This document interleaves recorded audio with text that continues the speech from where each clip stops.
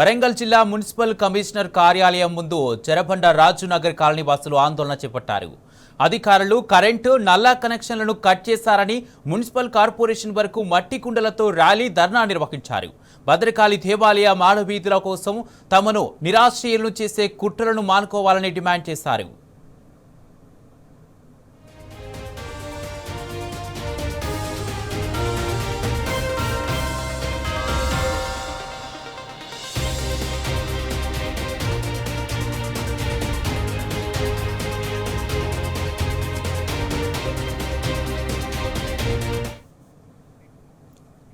Warangal municipal కార్యాలయం నుంచి మా ప్రతినిధి రవికాంత్ లైవ్ ద్వారా మరింత సమాచారం అందజేస్తారు. రవికాంత్, వరంగల్ జిల్లా మున్సిపల్ కమిషనర్ కార్యాలయం ముందు రాజునగర్ కాలనీ వాసులు ఆందోళన చేపట్టినట్టుగా తెలుస్తుంది. ర్యాలీ తీసి ధర్నా చేస్తున్నట్టుగా తెలుస్తుంది. వాళ్ళు ఏమంటున్నారు? పూర్తి అప్డేట్స్ ఏంటి? ఎస్ కుమార్, హైదరాబాద్లో హైడ్రా ద్వారా పేదల ఇళ్లు కూల్చేటువంటి ప్రయత్నం చేస్తూ ఉంది. లోను చిరు వ్యాపారులకు సంబంధించినటువంటి షాపులను కూల్చివేశారు. ఇటీవల మనం చూసినట్టయితే భద్రకాళి ఆలయం దగ్గర ఉన్నటువంటి చిరు వ్యాపారుల దుకాణాలను కూడా కూల్చివేసినటువంటి ప్రభుత్వం, ఇక్కడ ఉన్నటువంటి అధికారులు, వరంగల్ పశ్చిమ ఎమ్మెల్యే ప్రోద్బలంతో అక్కడ ఉన్నటువంటి చెరబండ రాజు కాలనీ అంటారు, అది భద్రకాళి ఆలయానికి సమీపంలో ఆనుకొని ఉంటుంది. ఆ కాలనీ అనేక సంవత్సరాల నుంచి, దశాబ్దాల నుంచి అక్కడ దళిత వర్గాలకు సంబంధించినటువంటి ప్రజలు నివాసం ఉండేటువంటి పరిస్థితి. మనం చూసినట్టయితే జీడబ్ల్యూఎంసీ కార్యాలయానికి వచ్చినటువంటి చెరబండ నగర్ కాలనీ వాసులంతా కూడా ఆందోళనకు దిగినటువంటి పరిస్థితి. ఇవాళ గ్రీవెన్స్ సెల్ ఉంటుంది. కమిషనర్కు తమ బాధలు చెప్పుకోవడానికి వచ్చినటువంటి చెరబండ రాజునగర్కి సంబంధించినటువంటి ప్రజలంతా కూడా తమ ఆగ్రహాన్ని వ్యక్తం చేస్తూ ఇక్కడ ఉన్నటువంటి కుండలను పగలగొట్టారు. బిందెలు, అదేవిధంగా వాటర్ టిన్లతో తమ నిరసన వ్యక్తం చేశారు. ముఖ్యంగా ఇటీవల అక్కడ ఉన్నటువంటి గుడిసెలన్నీ తొలగించేటువంటి ప్రయత్నంలో భాగంగా ముందుగా నీళ్లకు సంబంధించినటువంటి కనెక్షన్, అదేవిధంగా కరెంట్కి సంబంధించినటువంటి కనెక్షన్ తొలగించడంతో ఇబ్బందులు పడుతున్నటువంటి పరిస్థితి. చెరబండ రాజునగర్ సంబంధించినటువంటి ప్రజలు ఉన్నారు, వాళ్ళతో మాట్లాడించే ప్రయత్నం చేద్దాం. ఇందులో మీ డిమాండ్ ఏంది? ఇవాళ ఇక్కడికి వచ్చి నిరసన తెలపడానికి కారణం ఏంటి? మాకు గత 15 రోజులుగా మంచినీళ్లు సరఫరా అయితలేవు. గత 15 రోజులుగా మంచినీళ్ళు రావట్లేదు. మేము చాలా ఇబ్బందుల పాలవుతున్నాము.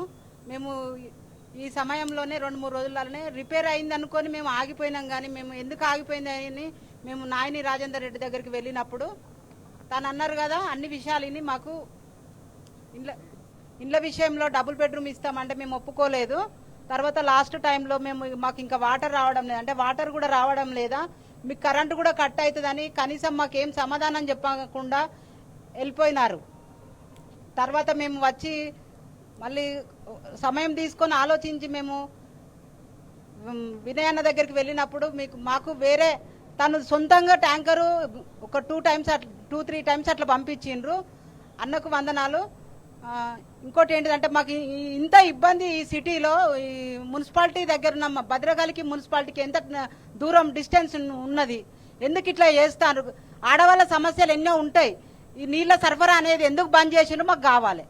ముఖ్యంగా మరి ఇళ్ల విషయానికి వస్తే ఇండ్లను కూలగొడతామని భయభ్రాంతులు చేస్తే మాకు ఇళ్లలో ఉన్న ఏజ్డ్ వాళ్ళకి షుగర్లు, బీపీలు పెరిగి టెన్షన్లకు మేము పనులకు కూడా పోకుండా మేము ఎంతో టెన్షన్ పడుతున్నాము. వంటలు కూడా నీళ్లు లేక వంట కూడా చేసుకోలేకపోతున్నాము. మేము ఎంతో ఆందోళనంగా మేడం గారిని కలిసినప్పుడు ఏమంటుందంటే వాళ్ళు రిపేర్లో ఉన్నది అందుకే రాలేదన్నది. అది ఇంకే తెలిసి ఉండాలి. మరొక మహిళను ఏంది మీ డిమాండ్ ఏంది? ఇప్పుడు మున్సిపల్ కమిషనర్ కూడా కలిశారు, అంటే వాళ్ళ సమస్య ఉందని చెప్పారు. వాళ్ళ సమస్య తీర్చడానికి ఎంత సమయం పడుతుంది? మీ సమస్య ఏంది? ఇప్పుడు ఎమ్మెల్యే నారాయణ రెడ్డి దగ్గర ఉండి అక్కడ ఎదురుగా ఉన్నటువంటి షాపులను కూడా కూలగొట్టించినటువంటి పరిస్థితి. మీ కాలనీ వాసులు మీరంతా ఏం డిమాండ్ చేస్తున్నారు? మేడము మా ఇంటి ముంగట నుండే పోతా అంటే కార్ ఆపి, మేడం మాకు నీళ్లు కావాలి మేడం అని అడిగినాం. అడిగితే ఇట్లా పేపర్ తీసుకొని సరే అని అన్నది, డోర్ వేసుకొని సపరేట్గా పోయింది. అట్లా పోయి కూడా వారం రోజులు అవుతుంది, మాకు నీళ్లు లేవు. 15 రోజుల నుండి టెన్షన్కు నాకు థైరాయిడ్ పెరిగి గోళీలు తెచ్చుకుంటా అని ఎంజింగ్కి వచ్చిన.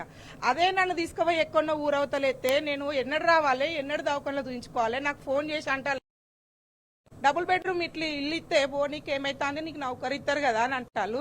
ఆ నౌకరీ మరి పర్మనెంట్ కాదు కదా అంటే అవే పైసలు పెట్టి పర్మనెంట్ చేయించుకోరాదు, 2 లక్షలు పెడితే పర్మనెంట్ అవుతుంది అంటారు. నేను నీకు జాగ ఎందుకు ఇవ్వాలి, నేను ఎందుకు టెంపరవరీ పని చేయాలని నేను అడిగితే వాళ్ళు ఏమంటారు తెలుసు అటు సైడ్ ఉన్నోళ్ళు, ఇగో నిన్ను ఏం చేసినా ఎట్లా చేసినా గానీ ఏం చేయలేరు, మీ వెనకాల ఎవ్వరు ఉన్నా గానీ వాళ్ళు కూడా ఏం చేయలేరు, అందరు ఒకటే, మీరే మోసపోతారు, మీరే అన్యాయం అవుతారని మాట్లాడతారు. మరి ఏ ప్రభుత్వం అయినా, మరి మీ విలేకరులైనా, ప్రెస్ అయినా, మీడియా అయినా మాకు న్యాయం చేయాలి. మా పిల్లలు 15 రోజుల నుండి స్కూళ్లకు కాలేజీలకు పోతలేరు, మేము పనులు చేసుకోకుండా నీళ్లు లేవనే ఇంట్లో ఉంటాము.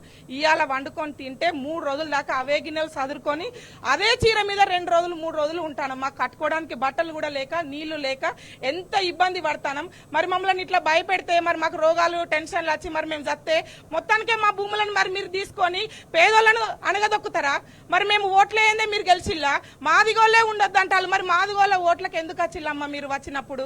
ఇప్పుడు మాదిగోళ్ళు ఉండొద్దు అంటారు. మరి కట్టించుకున్న వాళ్ళకే మంచి మంచి ఇల్లు కట్టిస్తాలు, ఇచ్చిన వాళ్ళకే మంచి మంచి బిల్డింగ్లు ఇచ్చి అన్ని విధాలు అన్ని సదుపాయాలు ఇస్తాలు. చూడబుద్ధి కాకపోతే అదే పేదోనికి మంచి ఇల్లు కట్టిస్తేంది, వాళ్ళ పిల్లల చదువులకు సహాయం చేస్తేంది, వాళ్ళకు అండగా ఉంటేంది. వాళ్ళ దగ్గరికి ఓటుకు పోయినప్పుడు మరి వాళ్ళకి మీరు ఎందుకు సహాయం చేయరు? మమ్మలను మా కాలనీ మిమ్మల్ని ఎవ్వరు ఏం చేయలేరు, మిమ్మల్ని ఎట్లయినా మేము కూలగొడతాం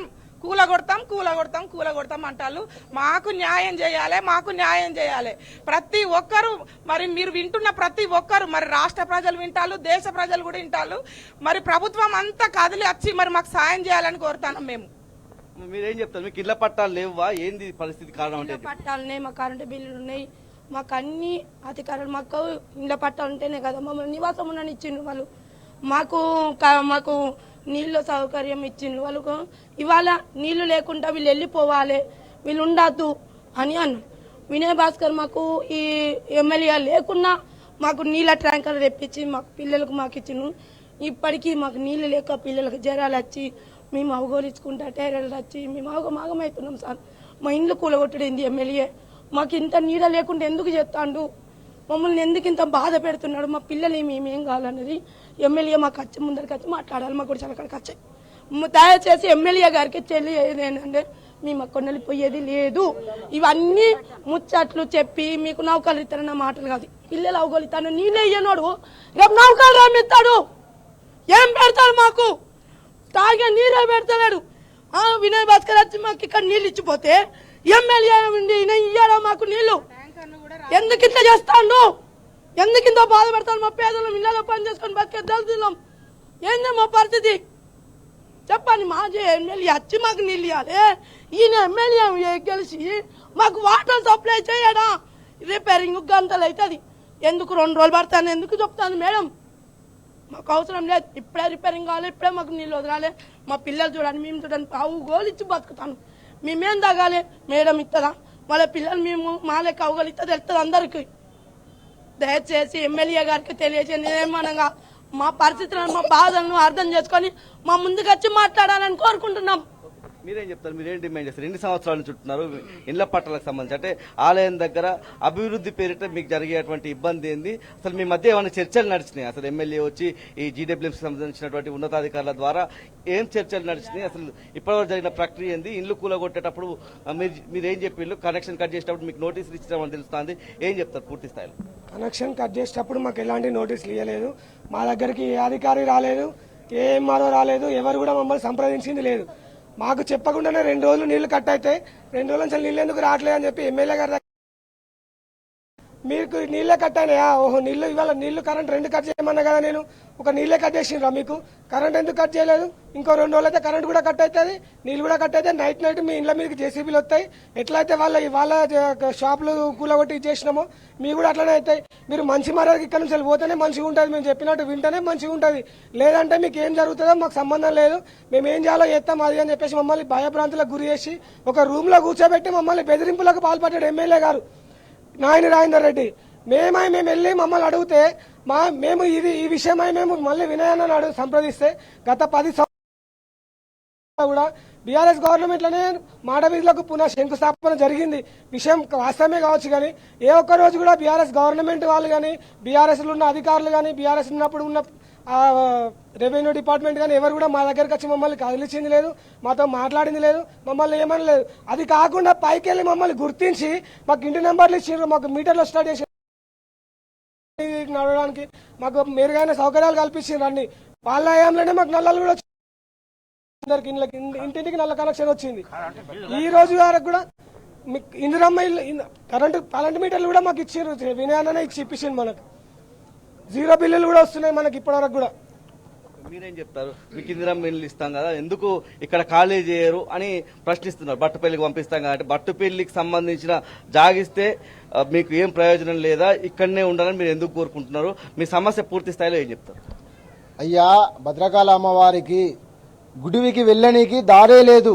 మా ఎస్సీ కులానికి చెందిన వాళ్ళు అయ్యగారులు మా దగ్గరికి వచ్చి, మా తాతలు వాళ్ళ తాతలు అయ్యగారులు వచ్చి, అయ్యో మరి గుడికి పోనీకి దారి లేదు కదా అంటే, గుడి పక్కకున్న గుడిలో ఉన్న గణేశయ్య గారు మా వాళ్ళ దగ్గరికి వచ్చి ఈ మెట్లు చెక్కుంది బాబు అంటే, అప్పుడు మా ఎస్సీ కులానికి చెందిన వాళ్ళు మెట్లు చెక్కారు. ఒక్కొక్క మెట్టు ఒక 20 మెట్లు చెక్కారు. ఆ మెట్లు చెక్కడం ద్వారా గుళ్ళకు దర్శనంలోకి వెళ్ళారు. ఆ క్రమంలో మేము బండ కొట్టుకుంటా ఇదంతా భూమి చదునైంది. భూమి చదునైనాక గవర్నమెంట్కు మేము ఒక లెటర్ పెట్టుకున్నాము, అర్బన్ ల్యాండ్ సీలింగ్ వాళ్ళకు లెటర్ పెట్టుకున్నాము.